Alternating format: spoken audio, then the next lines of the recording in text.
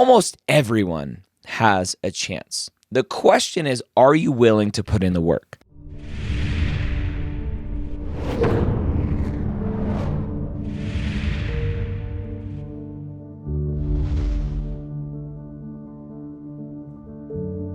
Welcome to the Old Pre-Meds Podcast. My name is Dr. Ryan Gray, your host here every week, where I get to take your questions directly from the non-traditional pre-med forum over at premedforums.com and answer them here on the podcast. If you haven't gone over there to sign up for a free account, you should do so today. Today I have a great question from someone who's been out working in a hospital setting and now wants to go back to become a physician. Before we jump into the question, though, the MCAT Minute brought to you by Blueprint MCAT. One of the great questions that we get these days is, how soon is too soon to start studying for the MCAT? Can I study as a freshman or first year? Can I study as a second year? And the answer is, with Blueprint's new flashcard set and flashcard tool, you definitely can. It's one of the easiest ways to start preparing for the MCAT content and material for free at blueprintmcat.com. They have over 1,600 flashcards for you on a brand new spaced repetition platform. Again, that's blueprintmcat.com. Go sign up for a free account and get those flashcards for free and study them as a first year, second year, when you're in line waiting for your Chipotle order, whatever you may be waiting for. Go sign up again, blueprintmcat.com. So our question today is from someone who's been out in the workforce and is now wanting to know what their chances are coming back into being a pre-med and wanting to go to medical school. They say, I've been so grateful to have found this forum over the last few weeks. Now it's time to address my current status and pre-med journey. Quick stats: former D1 college athlete, BS in public health, MS in healthcare admin, former university professor, healthcare systems and medical ethics, professor for study abroad tour of the Italian healthcare system. That's awesome. 1 semester course and 3 weeks in Italian hospitals. 200 hours of ED volunteering in undergrad and 400-hour graduate internship in surgical services and ops. 3.2 undergrad GPA, 2.0 science. Very few science courses, but the ones I did take are C's and D's with no upward trend. I'm currently a patient safety and risk manager at a large teaching hospital. I directly report to the chief medical officer, who doubles as a practicing surgeon. Due to my current position, I have unlimited access to shadowing and exposure to all specialties. My plan is to do a do-it-yourself post-bac and start completely from scratch, Chem 101 and beyond. My burning questions: are online classes still acceptable due to COVID? All universities in my area are still online indefinitely, but I know my state will always take the more conservative route and continue to delay in-person later than other states. Should I take, quote, extra courses like anatomy and multiple bios to help boost my GPA, especially since it's clear I've struggled with sciences in the past? Does my current job help my application stand out? What else am I missing that I can begin to tackle? All right, what a great question and a set of questions here. Well thought out from this person who seems to be very privileged in terms of their access to physicians, which is awesome. So the question that this person led with as the title of their topic is hospital admin to physician. Do I stand a chance? If you know me, if you've been here long enough, if you listen to the pre-med years or mission accepted, almost everyone has a chance. The question is, are you willing to put in the work? That's where most people drop off, is they go, it's going to take too long. I don't want to spend the money on courses. I'm out. I'm going to go settle for something else. And that's okay. I wish them the best of luck and all of the happiness in the world.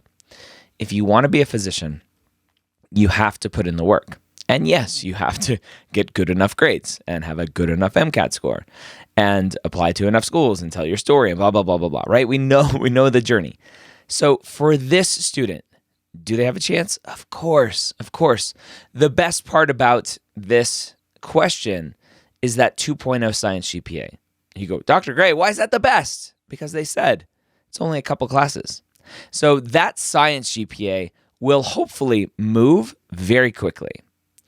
And so 1,000%, the student has thought through everything very well. Start at Chem 101, start very basic, get your feet wet with taking science courses because those C's and D's at this point in your game will hurt.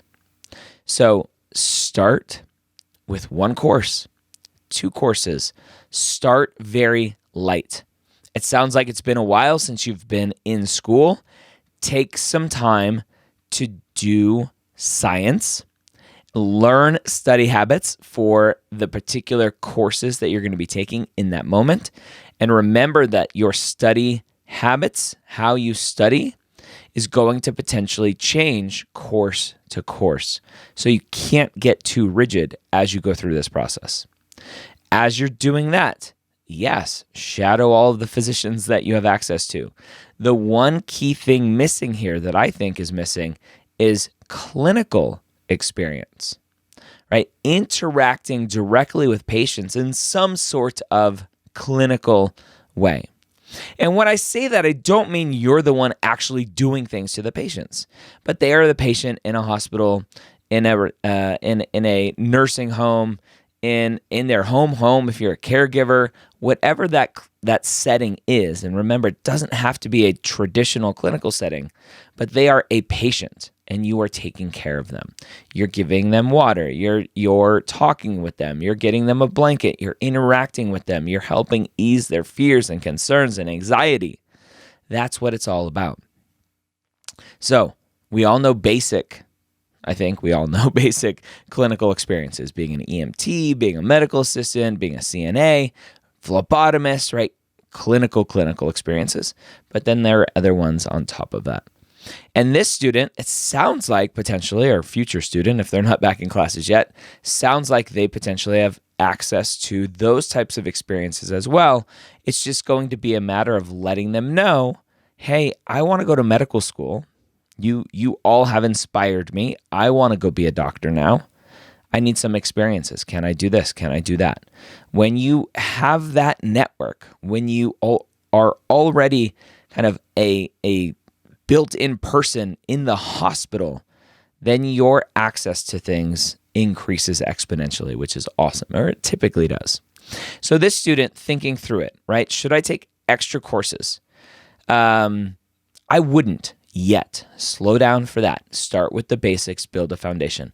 Are online courses still an option? So this student asked in March of 2021. It is now October of 2021, so we're getting to this question a little bit later. Most, if not all, schools are back in person. I would expect medical schools to prefer, if not outright explicitly want/require, in-person courses moving forward. So just be careful with that. So with COVID, schools moved to accepting online courses when we were back in the spring of 2020, the fall of 2020. And as schools are opening up, undergraduate schools are opening back up, the medical schools are going to want in-person courses. So just be aware of that and don't rely on, because of COVID, I can do online now. Okay, so be very careful with that. The student also asks, does my current job help my application stand out? Now, again, if you've followed me for any period of time, you know that I don't really like this question because I don't think applicants, quote unquote, stand out with anything in their application.